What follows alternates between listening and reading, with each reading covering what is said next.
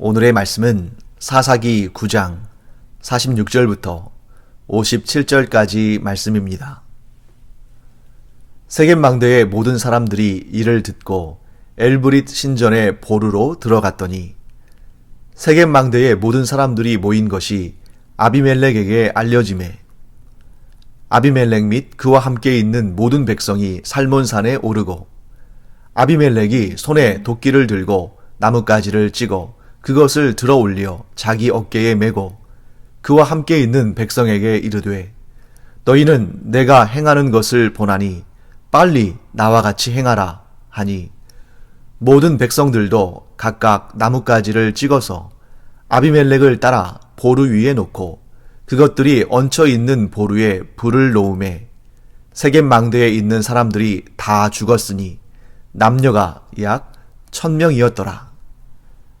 아비멜렉이 데베스에 가서 데베스에 맞서 진치고 그것을 점령하였더니 성읍 중에 견고한 망대가 있으므로 그 성읍 백성의 남녀가 모두 그리로 도망하여 들어가서 문을 잠그고 망대 꼭대기로 올라간지라. 아비멜렉이 망대 앞에 이르러 공격하며 망대의 문에 가까이 나아가서 그것을 불사르려 하더니 한 여인이 맷돌 윗짝을 아비멜렉의 머리 위에 내려 던져 그의 두개골을 깨뜨리니 아비멜렉이 자기의 무기를 든 청년을 급히 불러 그에게 이르되 너는 칼을 빼어 나를 죽이라. 사람들이 나를 가리켜 이르기를 여자가 그를 죽였다 할까 하노라 하니 그 청년이 그를 찌르매 그가 죽은지라. 이스라엘 사람들이 아비멜렉이 죽은 것을 보고 각각 자기 처소로 떠나갔더라. 아비멜렉이 그의 형제 70명을 죽여 자기 아버지에게 행한 악행을 하나님이 이같이 갚으셨고 또 세겜 사람들의 모든 악행을 하나님이 그들의 머리에 갚으셨으니 여룻바알의 아들 요담의 저주가 그들에게 응하니라. 네, 우리가 어제 본 본문에서 아비멜렉이 세겜 사람들을 죽이고 세겜 성을 무너뜨리고 저주의 의미로 그 성에 소금을 뿌린 그런 내용까지를 살펴봤습니다. 자, 하나님께서 지금 이 아비멜렉과 그와 동조해서 악한 일을 행한 세겜 사람들을 징벌하시는 그러한 과정 가운데 있죠. 하나님께서 악한 영을 아비멜렉과 세겜 사람들에게 보내셔서 그들이 서로 의심하고 서로 미워하고 서로 다투게 하셨습니다.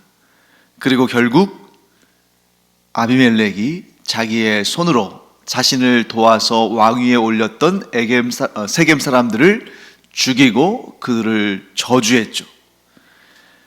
자, 그 다음에 이제 오늘 본문에는 세겜 망대 사람들이 등장합니다. 아니, 세겜 사람들은 뭐고 세겜 망대 사람들은 또 뭔가 같은 사람들 아닌가 이렇게 생각할 수 있는데요. 자, 망대라는 것은 보통 외적이 침입하는 것을 미리 알아보기 위해서 좀 높은 곳에 설치하는 그러한 어떻게 보면 좀 경계 초소 같은 그런 의미를 가지고 있죠.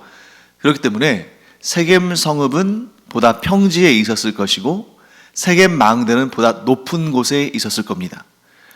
그러니까 이 세겜 성읍의 사람들은 그 성읍 안에 살고 있고 세겜 망대 사람들은 망대 주위에 살고 있었을 것이기 때문에 그들의 생활권이 가깝긴 하지만 그들의 생활권이 겹치지는 않는 그런 상태였다고 볼 수 있습니다. 세겜 성읍을 응징한 아비멜렉이 그 다음으로 향하는 것은 당연히 가까운 세겜 망대 그 주민들에게 나아가는 거죠. 그래서 이 세겜 망대 사람들은 세겜 성읍에서 아비멜렉이 그곳 사람들을 죽이고 그 성읍을 무너뜨리고 저주의 의미로 소금을 뿌렸다는 이야기를 듣고는 얼른 도망을 칩니다. 그런데 멀리 도망칠 수는 없고 어디로 가냐면 그들의 그 지역에 있는 엘브릿 신전으로 도망을 칩니다. 엘브릿 신전의 보루. 그러니까 그들이 이 엘브릿이라는 이런 신전에 그나마 가장 안전한 곳으로 피한다고 피한 거죠. 엘브릿 신전의 보루로 피한 데에는 아마 두 가지 이유가 있었을 것입니다. 하나는 보통 이제 그런 일이 없어야겠습니다만 뭐 전쟁이 일어나거나 뭐 재난이 발생하거나 그러면 사람들이 각자의 집에 있으면 위험하니까 뭐 학교에 뭐 체육관이나 뭐 공공시설이나 이런 데에 모이잖아요. 그래야 조금 더 힘이 좀 생기고 좀 안심이 되고 하니까. 그래서 그들이 한 군데 모인 겁니다. 아비멜렉의 공격을 피해서 그들이 한 군데 모이면 그나마 서로 힘이 되어주니까. 그리고 또 한 가지는 뭐겠어요? 그들이 섬기는 엘브릿이라는 신에게 도움을 요청하는, 그 엘브릿 신에게 간구하고 도움을 요청하는 그 일을 위해서 그 신전에 모인 것이라고 볼 수 있습니다. 자, 엘브릿이라는 이 신의 이름을 통해서 우리가 그 당대에 아주 영적인 그러한 큰 문제, 지난번에도 좀 말씀드렸습니다만 우상을 섬기는 것 못지않게, 아니 우상을 섬기는 것보다 더 하나님께서 싫어하시는 아주 못된 신앙, 그것이 뭐냐면 혼합주의였죠. 혼합주의적인 종교 형태. 지난번에는 어떤 신 이름이 나왔냐면 바알브릿이라는 신 이름과 그 신전이 나왔죠. 바알브릿. 바알은 우리가 잘 알고 있는 이 가나안 지역에서 가장 많이 섬기는 우상신의 이름이고, 브릿은 브릿 하면 언약이란 뜻이었습니다. 그래서 바알브릿 하면 언약의 신 바알이라고 우리가 해석을 했죠. 그런데 이 바알브릿이 굉장히 엉뚱하고 좀 기이한 그런 이름인 이유는, 바알은 바알인데 브릿은 사실 이 언약이라는 개념은 이스라엘 사람들이 하나님과 언약을 맺었다 할 때 사용하는 아주 중요한 개념입니다.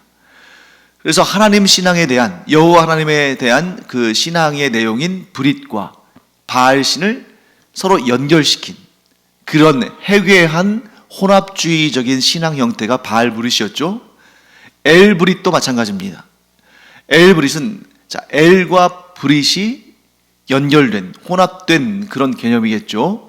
브릿은 방금 전에 말씀드린 것처럼 언약입니다. 엘은 뭘까요?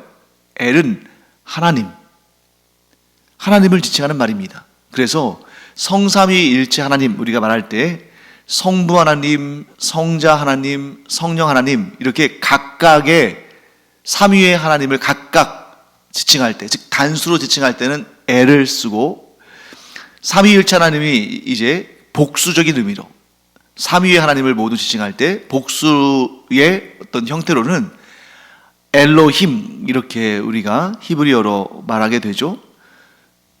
그러니까 하나님에 대한 호칭인 엘, 그리고 하나님의 언약을 상징하는 브릿, 엘브릿. 그러니까 하나님은 언약의 하나님이다, 이런 뜻이니까 별 문제가 없어 보일 수 있잖아요. 그런데 아주 특이한 형태, 이것도 아주 몹쓸 우상숭배의 잘못된 부분이죠. 왜냐하면 하나님께서 가장 경고하신 말씀 중에 하나가 뭐냐면, 하나님은 눈에 보이지도 않고 손에 만져지지도 않는 영이신 하나님이시다. 그렇기 때문에 그 어떠한 형체로도 하나님의 신상이나 하나님의 모습을 만들지 말라, 이렇게 하나님께서 분명히 말씀하셨죠. 그런데 이들은 우상 종교의 영향을 받아서 엘브릿이라는 그러한 신상을 만들었을 뿐만 아니라 신전에 그 신상을 모시고 마치 하나님을 섬기듯이 섬기지만 결국에는 하나님께서 가장 싫어하시는 일을 행하는 그런 이상한 혼합주의적인 신앙의 형태를 보이고 있다는 것을 알 수 있습니다. 그래서 우리가 바알브릿, 그리고 오늘 본문에 등장하는 엘브릿, 이런 신들의 이름과 이런 우상들과 또 그 우상들의 신전들을 볼 때 지금 이 가나안 땅에 거주하는 사사시대의 이스라엘 사람들의 영적인 상태가 얼마나 문제가 큰가 하는 것을 알게 되는 것이죠. 아비멜렉은 이 엘브릿 신전에 들어가서 피하며 그 신에게 보호하심을 간청하는 사람들을 처단합니다. 근데 어떻게 처단하느냐? 자, 그들이 마침 한 군데에 다 모여 있는 거죠. 그들이 마침 다 모여서 엘브릿 신전 안에 들어갔기 때문에 마치 뭐와 같냐면 도간에 든 쥐와 같죠. 그래서 어떻게 했냐면 나무를 해다가 그 엘브릿 신전 안과 밖에 가득 채우고 거기에 불을 놓아서 결국에는 그 엘브릿 신전에 피한 사람들을 다 불에 태워 죽입니다. 그 수가 무려 남녀 합쳐서 1000명 정도 됐어요. 우상에게 피하던 자들을 다 불에 태워 죽이게 된 것입니다. 그것도 하나님의 기쁘심이 되지 못하는 아비멜렉이. 자, 여기에서 우리가 요담의 저주가 생각나죠? 악인들이 자기들끼리 싸우고 다투며 자기들끼리 불이 되어서 서로를 해치고 죽임을 당할 것이다. 그 저주가 그대로 이루어집니다. 아비멜렉이 악한 우상을 섬기며 자기와 함께 악을 도모했던 사람들을 처단하는데 불로써 태워 죽이는 거죠. 자, 이제 누구만 남았습니까? 아비멜렉만 남았습니다. 아비멜렉과 함께 악한 일을 한 곧 기드온, 여룻바알이라고 불리는 기드온을 존중하지 않고 그의 아들 70명을 처단하고 스스로 왕위에 올랐던 아비멜렉, 또 그를 왕위에 오르도록 돈을 주고 도와주고 그리고 또 악한 일을 공범으로 행한 세겜 사람들, 그들을 아비멜렉이 처단했습니다. 악인이 악인을 처단한 거죠. 그러면 이제 마지막 한 사람 남았습니다. 그가 누굽니까? 이 모든 악한 일의 시작점이 된 사람, 출발점이 된 사람, 바로 아비멜렉이죠. 그렇기 때문에 우리는 하나님께서 지금 맨 마지막까지 그를 남겨두셨다는 것을 알아야 됩니다. 왜요? 주인공은 맨 마지막에 나오는데 이런 주인공은 안 되는 게 좋죠? 가장 악한 자를 가장 마지막에 처단하시는데 이게 왜 끔찍한 일이냐면 지금 아비멜렉 입장에서는 자기가 세겜 사람들을 다 처단하고 그들이 자기 손에서 죽어나가니까 자기가 다 이긴 줄 알죠. 온 천하가 자기 손에 있는 것 같죠. 자신이 하는 일들이, 자신이 계획하고 자신이 추구하는 일들이 다 형통하고 잘 되는 것 같죠. 자기 손으로 다 처단했으니까. 그렇게 가장 교만하고 가장 악이 충만할 그때에 하나님께서 이 아비멜렉을 비참하게 심판하시는 것입니다. 이것이 하나님의 방식이다. 그렇기 때문에 이 세상에 너무너무 악한 사람들 있지 않습니까? 물론 우리가 어떤 경우에는 이제 그런 악한 자들을 두고도 하나님의 긍휼하심이 그 사람에게 임해서 그가 회개하고 돌이켜서 하나님께 돌아왔으면 좋겠다, 그런 마음 품죠. 그런데 어떤 때는 그런 한계를 넘어서는, 우리의 인내와 우리의 긍휼의 한계를 넘어서는 하나님의 인내와 자비를 시험하는 그런 사람들 있지 않습니까? 지금 이 아비멜렉이 그러한 경우죠. 결국 그는 마지막 순서로 하나님의 심판을 받습니다. 자, 누구를 통해서 하나님께서 아비멜렉을 심판하실까? 아비멜렉의 공범자들인 세겜 사람들은 아비멜렉의 손을 통해서 심판하셨는데, 그러면 이 진짜 최악의 최후에 남은 악인인 아비멜렉은 어떤 방법을 통해서 심판하실까? 그것도 참 궁금한 일입니다. 아비멜렉은 이제 세겜성을 무너뜨리고 세겜 망대도 무너뜨리고 그곳에 있는 사람들을 다 죽이고 어디로 향하냐면 데베스라는 곳으로 향하게 됩니다. 데베스. 자, 이 데베스라는 곳은 세겜으로부터 북동쪽으로 약 18km 정도 떨어져 있는 그러한 성읍인데, 이 데베스에 있는 사람들이, 데베스 성읍 사람들이 아비멜렉을 배반했다라는 기록은 성경에 나와 있지 않습니다.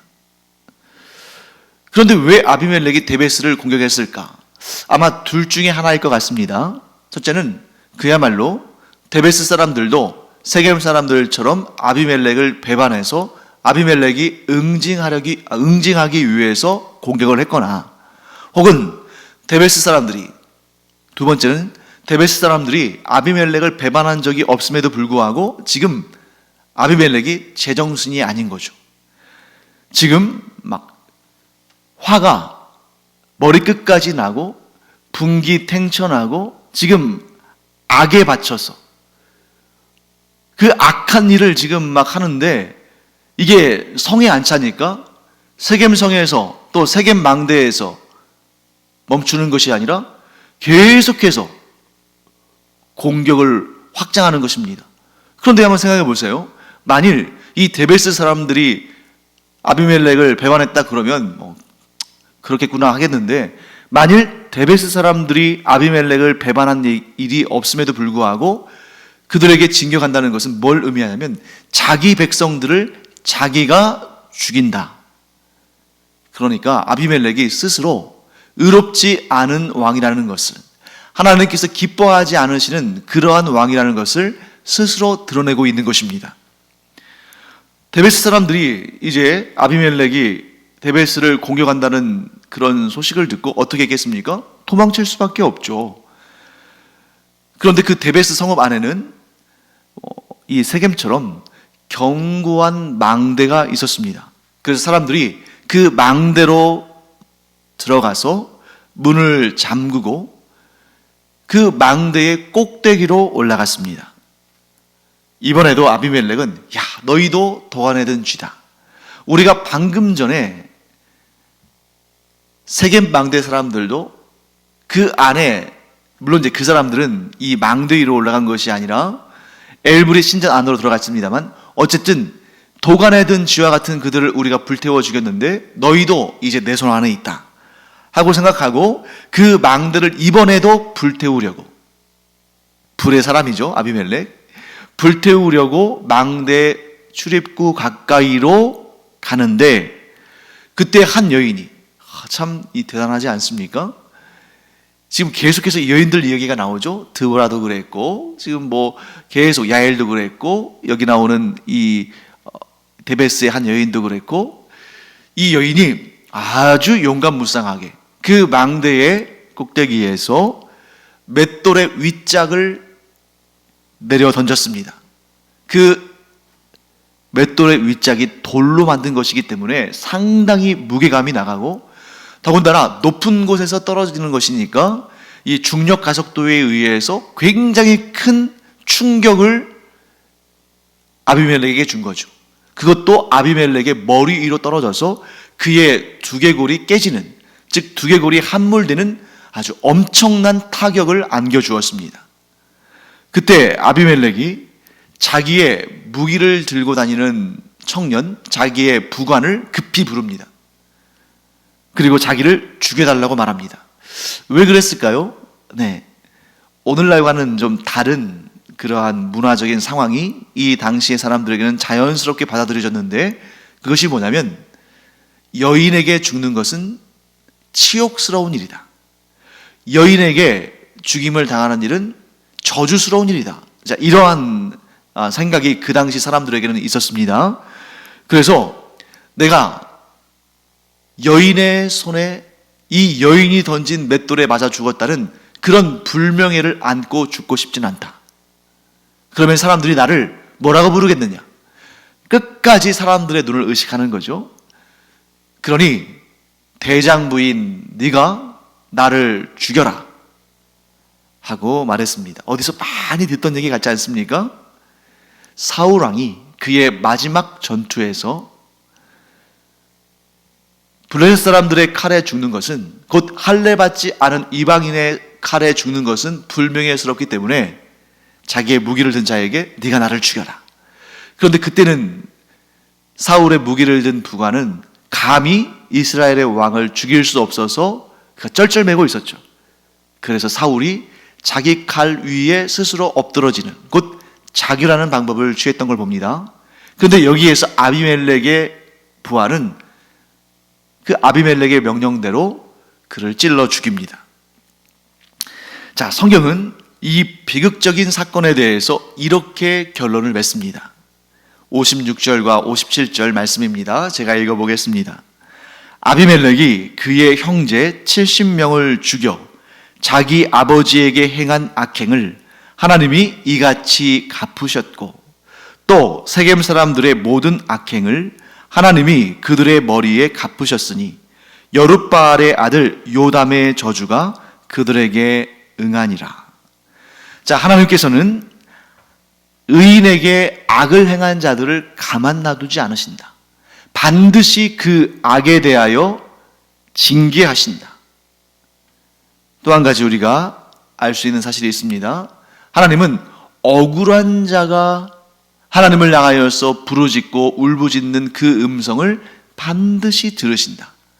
그래서 기드온의 아들, 그 형들이 다 아비멜렉에게 죽임을 당한 그 막내 요담이 하나님의 의로우심, 하나님의 공의를 붙들고 아비멜렉과 세겜 사람들에게 외친 그 저주를 하나님께서 들으시고 그것을 이루셨다 하는 것을 오늘 본문은 그렇게 결론을 내리고 있습니다.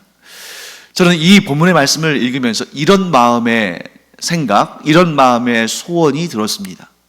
무엇이냐면, 지금 이 말씀을 듣고 이 매일 예배를 드리며 하나님을 섬기는 우리 모두가 저주와는 관계가 없는 자들이 되기를 축복합니다.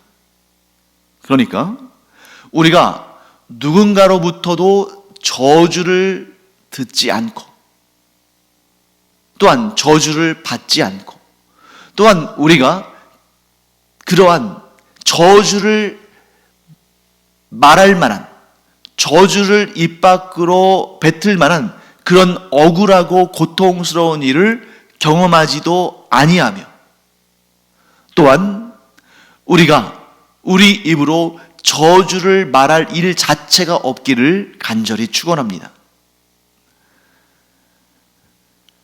우리 주님을 우리 기억하기 바랍니다. 사실 방금 전에 제가 말씀드린 것처럼 우리가 저주를 입 밖에 낼 만한 일을 경험하지 않는 것이 가장 좋습니다. 그래서 저는 그렇게 여러분들을 축복합니다.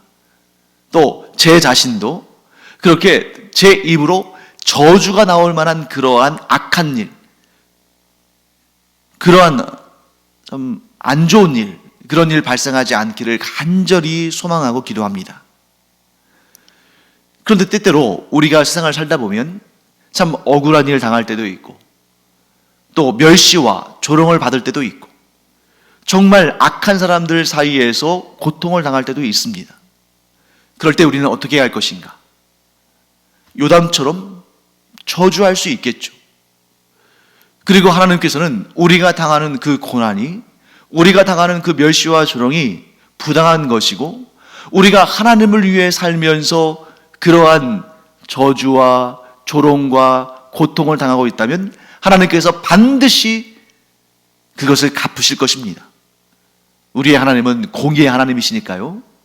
그런데 우리가 요담 정도의 영성에 그칠 것이 아니라, 즉 우리가 구약에서 신약으로 구속사의 역사를 이끌어 가신 하나님의 그 은혜 가운데 우리의 최종적인 목적은 예수 그리스도를 닮아가는 것 아니겠습니까? 그러면 예수님은 어떻게 하셨는가? 예수님을 까닭없이 모욕하고 조롱하고 저주한 사람들을 향해서 하나님의 용서를 구했습니다. 하나님, 저들을 용서하여 주시옵소서. 저들이 지금 스스로 무슨 일을 하고 있는지, 무슨 말을 하고 있는지도 모르고 있는 자들입니다. 하나님, 저들을 불쌍히 여기셔서 그 죄를 저들에게 돌리지 마시옵소서. 이렇게 말씀하시고 그 흉악하고 그 저주받아 마땅한 자들의 죄까지도 예수님의 그 몸에 받으시고 십자가에 죽으심으로 그 죄값을 갚아주셨습니다. 사실 여러분, 우리가 그 예수님의 수준까지 오르는 것은 저는 불가능하다고 봅니다. 하지만 우리의 마음을 내가 예수님의 수준까지 올라갈 수 없다는 것을 알고 그냥 포기하고 그냥 내 맘대로 살고 그냥 지금 현재 수준에서 머물러 있고, 이것이 아니라 내가 비록 예수님의 수준까지 올라갈 수는 없지만 그러나 그 예수님의 마음을 닮아가려고, 즉 나의 이 신앙의 성장의 단계에 그래도 조금씩이라도 변화되고자 하는 노력을 해야겠죠. 그래서 저는 이런 마음을 우리가 가졌으면 좋겠습니다. 나에게 악을 행하는 자들이 있고 또 불의한 일을 행하는 자들이 있고 정말 이 세상에 끔찍한 그러한 죄들도 너무나 많이 있고 그런 죄를 저지르는 죄인들도 많습니다만, 일단 우리의 입에서 저주를 내뱉지는 말자. 우리가 저주를 말하는 자가 되지는 말자. 그렇다고 해서 우리가 그 흉악한 죄악과 그 흉악한 저주와 이 모든 것들을 다 용서하고 정말 그들에 대해서 아주 이런 이 티끌만큼의 어떠한 마음에 좋지 않은 것이 없이 정말 예수님처럼 완전한 사랑과 완전한 자비와 긍휼로 용서하는 그런 삶은 우리가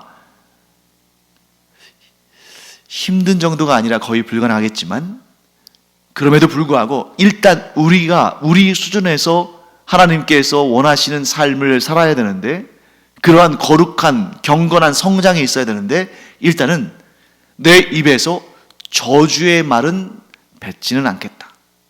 그러면 어떻게 해야 할까요?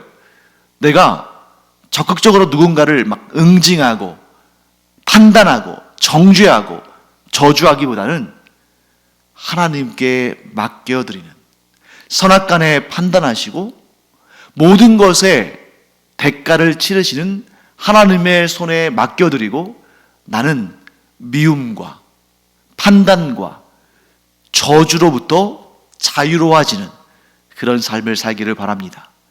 그러다 보면 우리가 그렇게 경건의 삶을, 또 거룩한 삶을 조금씩 더 살아가다 보면 어느 날인가는 이전에는 상상도 하지 못했던 그런 용서의 마음을, 이전에는 기대하지 못했던 그런 긍휼의 마음을 갖게 되는 그런 우리 자신, 그만큼 성숙하고 그만큼 성화되어진, 이전과는 비교할 수 없을 만큼 성장한 우리 자신의 모습을 발견하는 날도 분명히 있을 것입니다.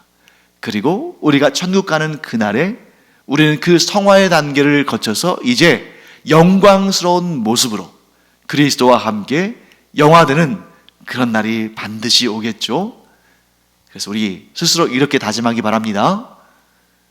나는 저주하는 삶을 살지는 않겠다.